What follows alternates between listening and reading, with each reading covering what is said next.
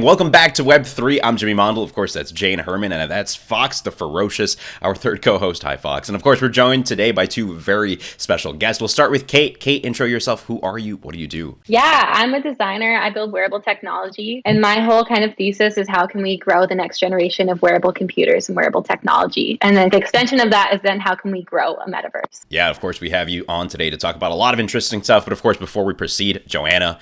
I'm a person, and I am co-founding a digital decentralized fashion house. That's awesome. Yeah. Of course, we're going to have to dive into that. So we're going to try to get as many details as we can out of you because a lot of what you're doing is under wraps. But today, we're going to be talking about the future of fashion, copyright law, and what does it mean for the rest of us. So Jane, if you want to kick things off.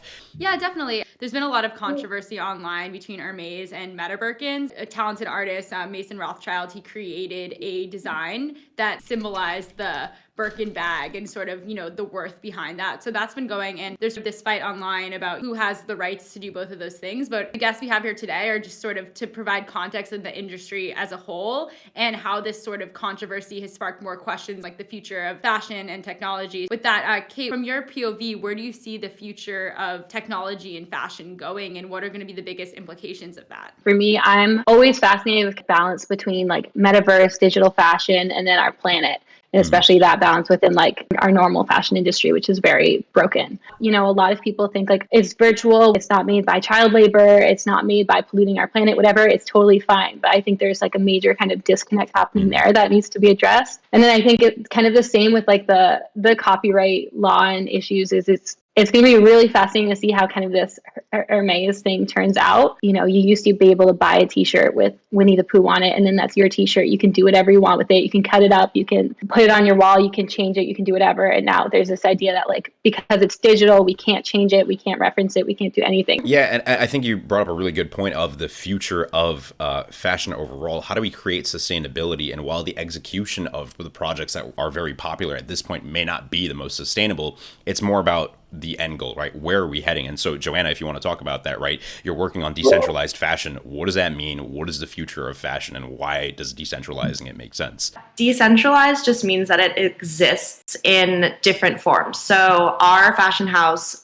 we are working with designers that are going to be creating physical products as well as in digital form. So that could include wearable, digital fashion, NFTs, and then also using AR and VR. That's just what decentralized means. It's not in a centralized place. What are the benefits of moving away from centralized fashion and onto Web3? Yeah, well, I think the ethos of blockchain, which is what we're building in Web3, is kind of the idea of access and transparency. So everything that you build on a blockchain, the idea is that it's a lot harder to copy that. There's a whole industry about, fake fashion. So like LV will come out with something and then there's a fake version of that somewhere on the black market, somewhere on the internet, and people are really buying that stuff. So I think that it's going to give artists and designers better protection. Also, we are going to be able to experience fashion in different ways. It's not just going to be going to a museum and seeing a glass case of a physical fashion forum. That's not going to go away. And I think that's really important. But I think that what's happening in digital fashion, and especially Metafashion, is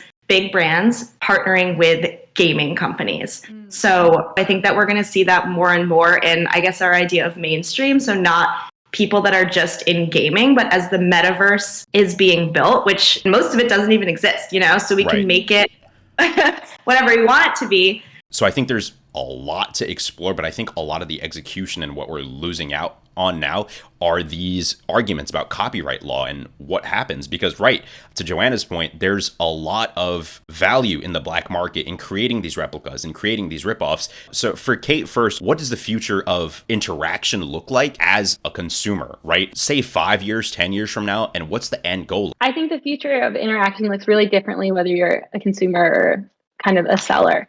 Right now what we have is we have Snapchat filters, we have filters for everything. And basically you can go like super duper quick, boom, put something on your face, move to the next, boom, put something new in your face, move to the next. And so the speed of which we are consuming information and consuming these wearables and these new like identities is unlike anything it's ever been before. And then kind of the second part of that is that the speed in which we're sharing these things. It used to be you go to a concert, you buy the t-shirt for the concert, you send it, you wear it to school, you show all your friends, you're like, oh my gosh, look at me, I'm supporting this person, I'm spreading it. And now it's like, okay, in an instant, you're sharing with thousands and thousands of people. And there's a lot of implications that, both from kind of a historical context of just what we're actually putting on our bodies, especially with having these huge brands just do kind of these advertising plays, musicians doing, special filters, unique filters. And it's like, what's actually happening is in live time, we're colonizing our bodies with data and information. And we're doing it because we as consumers want to share that support and we think it's cool. But then kind of at the same time, what's happening in our kind of physical world is that we're doing the same thing with wearable technology. We're putting more and more wearable technology on our bodies. We're becoming hosts for the machines that we made to help us. Matrix, oh my God. Exactly. And then what's happening is our data is going wherever the heck it wants. Our watch connects to our thermostat, which connects to our smart car, which connects to whatever. And we have this kind of internet of people that we've created. And the question is, where does the kind of the us part, the part of the consumer, where we're the ones actually buying these things, putting them on our bodies, we're actively choosing this. And when does this technology kind of come back to help and support us? Kate brings up an awesome point, and please correct me if I'm paraphrasing this incorrectly, Kate. But just kind of the issues with, what the metaverse is and what it's turning into and who has the power. I've been thinking a lot about power dynamics in the metaverse.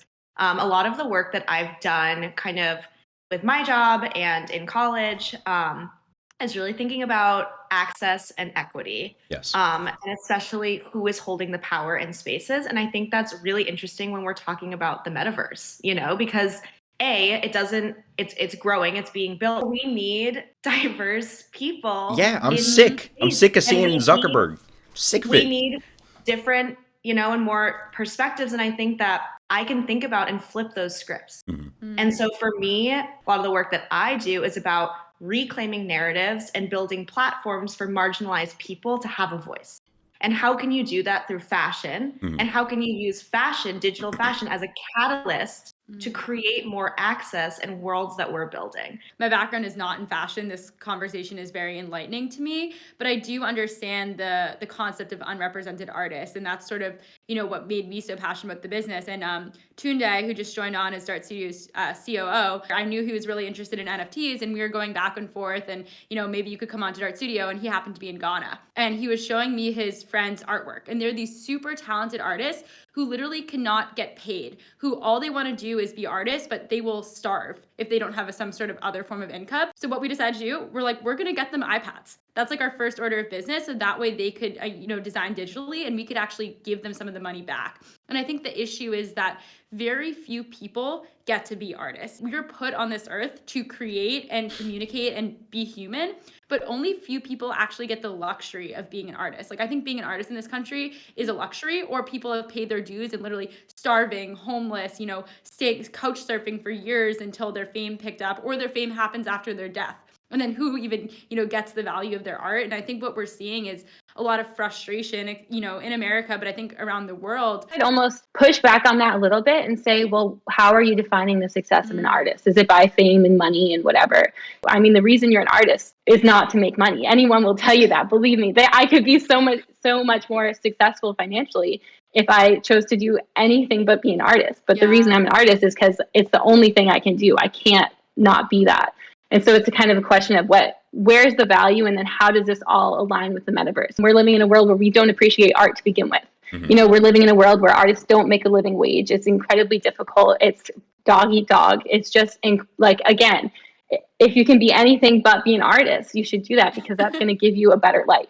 Unfortunately, from the world we're in. But now we're saying we're in this metaverse world where people appreciate the art, right? And it's well, how do we go from a transition which was absolutely don't be an artist to everybody needs to be an artist, everyone needs to have NFTs? I completely agree in the sense that there's a lot of bad actors in the scene, and there's a lot of miscommunication between what's happening and bubbles and people trying to make money quick. And it's just where are we going? What are the conversations that needs to be had? And I'm glad that Johanna and Kate, you guys both joined us today, and we're able to talk about these topics at length. On that note, I really appreciate you both joining us. Fox. Fox, yeah, as Fox always. needs to do his little bio dance. Okay. Because there was just like there's just like so much, right? Like Kate, you brought up such good points, and Joanna, you brought up such good points too. It's just like, what really is fucking happening? I don't know. And I'm excited to be here with you guys and figure it out along the way. So I'm just glad we had you guys on today. Thank you so much for taking the time.